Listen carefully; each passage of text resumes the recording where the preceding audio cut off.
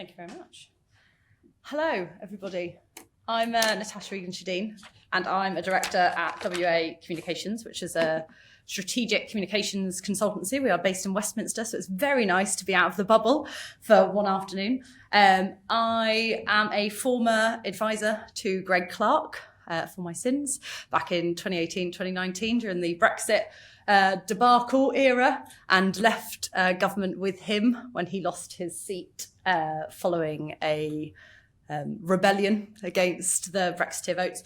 But I was just in government at the time of the 2019 general election, so it's very interesting to be on the outside now and be looking at it in.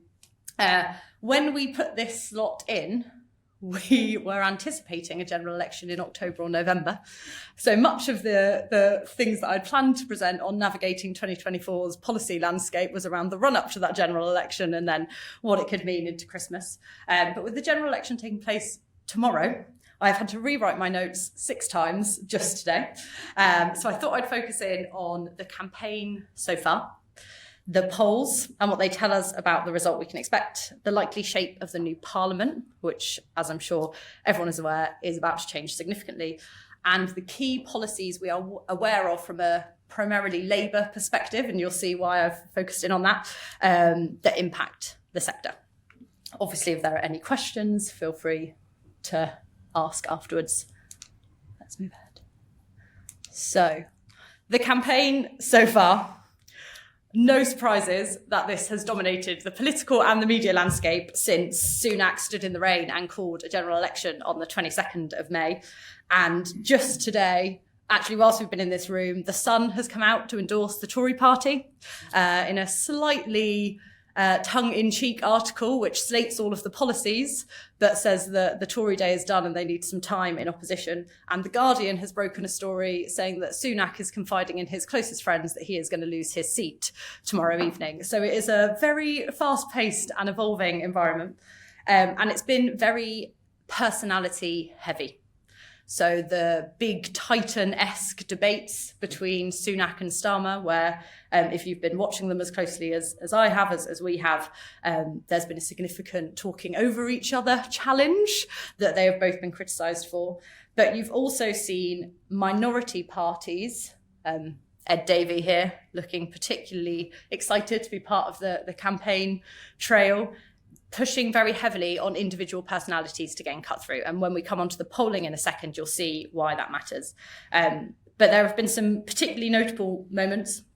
So Starmer's manifesto launch, he is the first Labour leader to ever put his own face on the manifesto. And if you've read the 64 pages that they put in that document, he features very heavily in terms of imagery.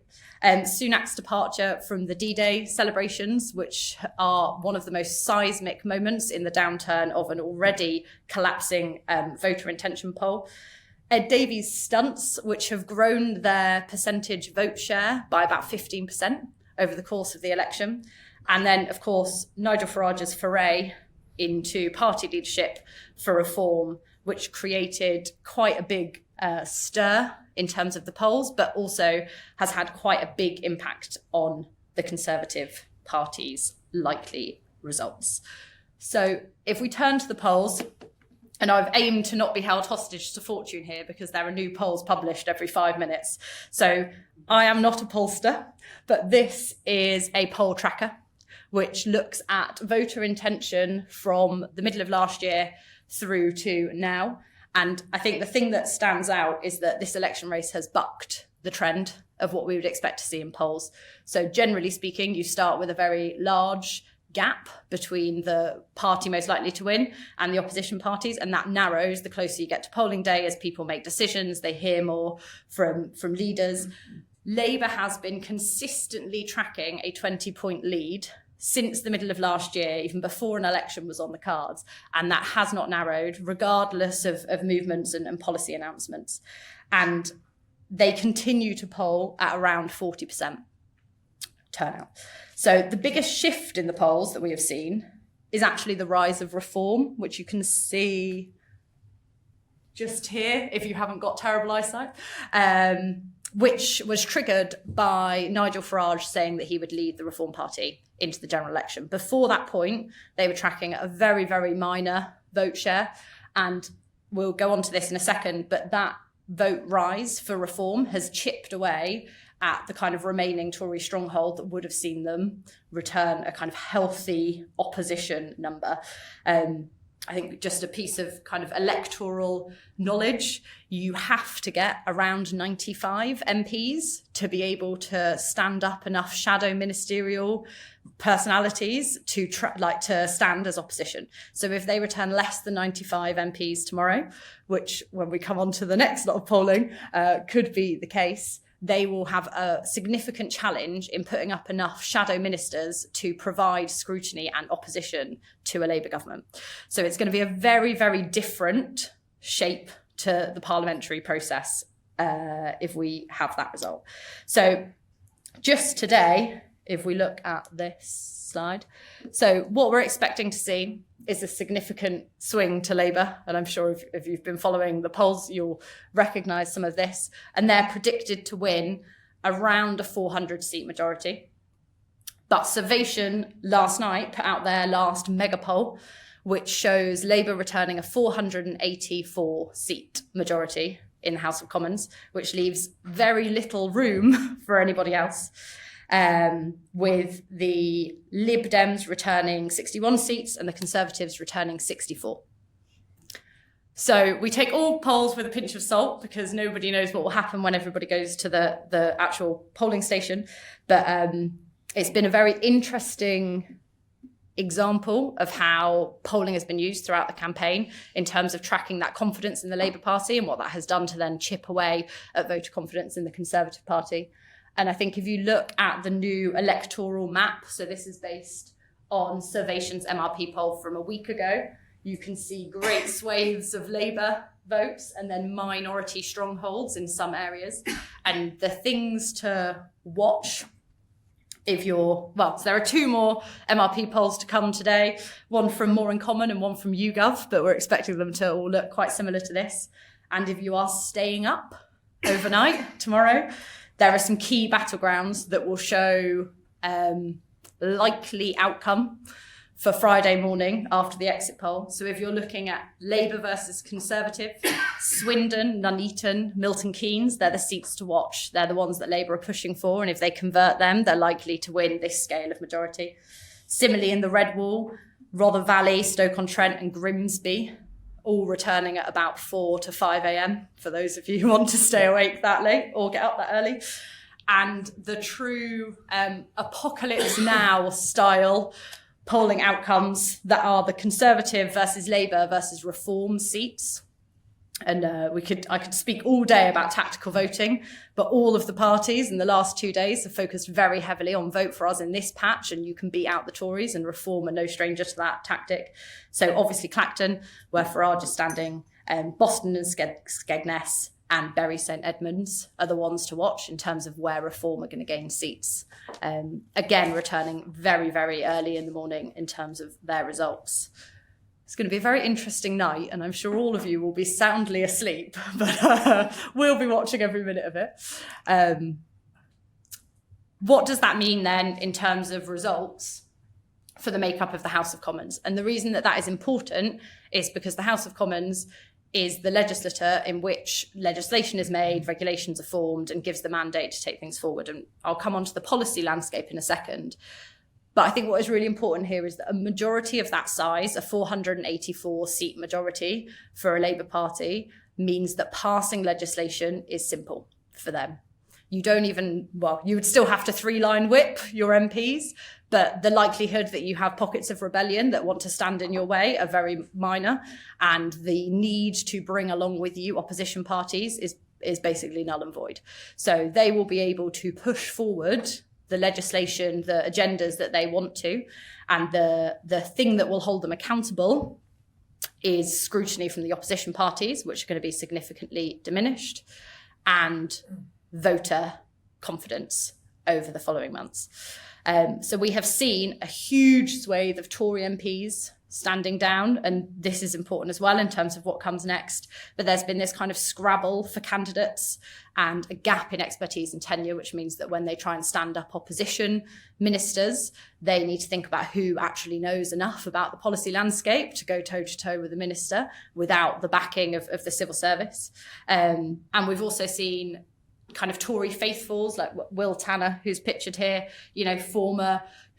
current Conservative advisor, Tory faithful, very much in the kind of back the Tory party regardless. And we've seen a lot of these kind of figures from the behind the scenes of the party emerge to stand as MPs. We're also expecting to see about 200 brand new MPs. So if they win a majority of that size, there are at least 200 people entering Parliament who have never worked there before.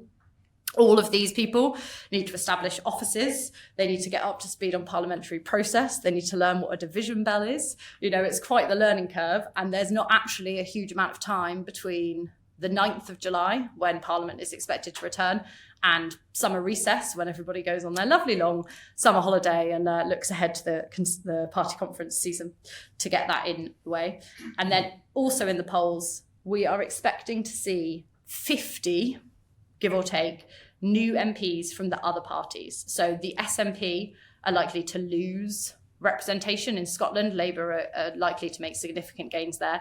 But the Lib Dems, the Greens, and potentially even Reform are likely to gain seats and therefore representation to different levels in the House of Commons, and that impacts policy making and policy scrutiny in the long term, because ultimately, if you have a majority of that size, you need opposition parties to be pointing out the flaws in policy, and that means you have to work with those opposition parties to figure out what good policy looks like.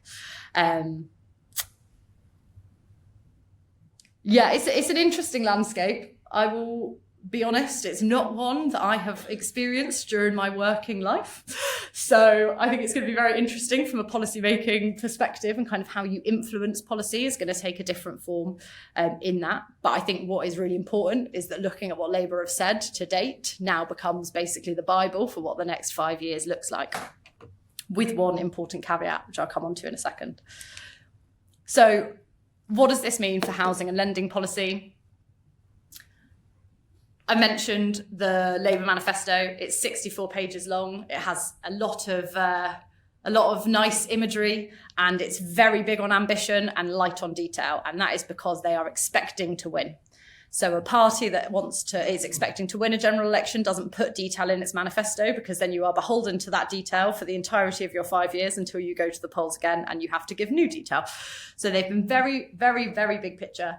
But the thing that stands out across the entire platform is that housing and planning have been key battlegrounds, and that everybody wants to build more houses as a means to generating activity in the market, getting people on the ladder, and removing all of the kind of silos and delays that Mike's just mentioned DLUC, and we'll come on to that in a second in terms of why that ambition is important in terms of how it survives contact with the machinery of government.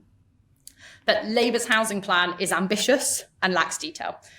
And the quirk of being in opposition means that you write your manifesto without the support, the bandwidth of policy advisors across the breadth of Whitehall. So they are setting forward the kind of plans, for example, things on like the first dibs policy for local buyers, but there's no plan or detail around how that will work in practical terms. How do you filter out, for example, buyers who don't live in a constituency? These are like data-led challenges that potentially will kind of add to the requirements for the sector. The national planning framework is a really important one. That's an immediate priority. And as we look ahead, and I'll come on to this in a second, we are expecting legislation on that quite quickly. There are two other areas in terms of, so private rented sector. I think if you look at the legacy of what Labour has voted against in opposition, the private rented sector reform, leasehold reform, they are areas where they have stood up significant opposition to Conservative Party policy in that space. And that is driven by this ambition to increase social and affordable housing availability and decrease the share of the rental market, which is capping out affordability issues, rather than kind of a pragmatic view of how you create an ecosystem market that meets kind of all the needs. And that affordability element of housing policy is something that is driven by the Treasury team as well as by the housing team. So that will be a red thread that runs throughout all of the policymaking in this space.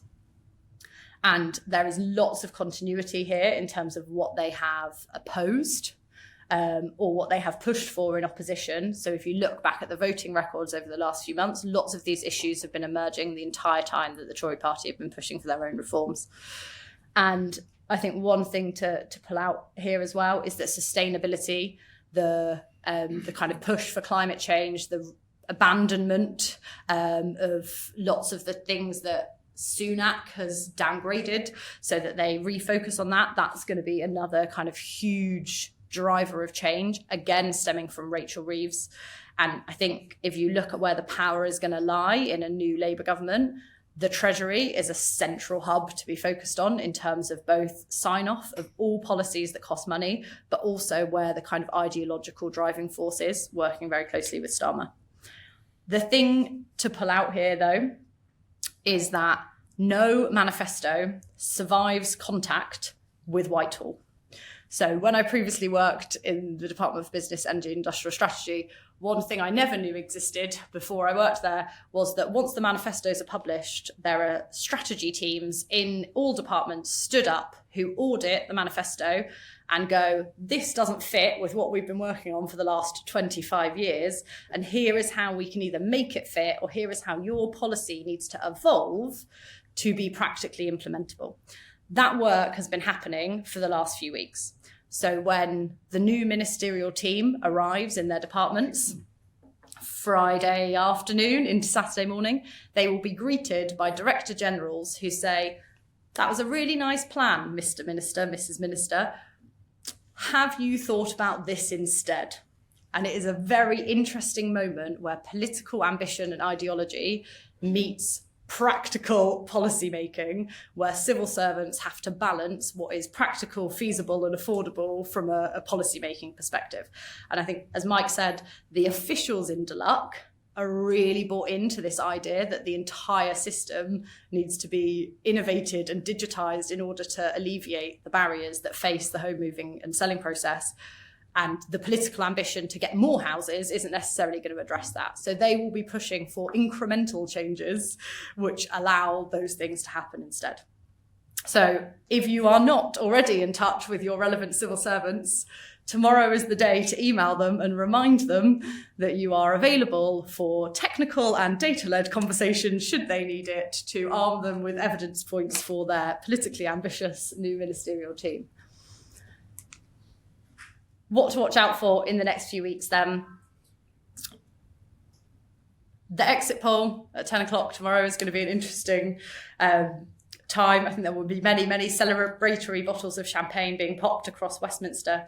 But the thing to watch out for, obviously, if the results are as we expect them, is who is appointed as the ministerial team in the key departments. That will commence on Friday, carry on over the weekend and into week commencing the 8th. And we are very much anticipating that the cabinet will be fully established ahead of the weekend, with a first cabinet session taking place early next week.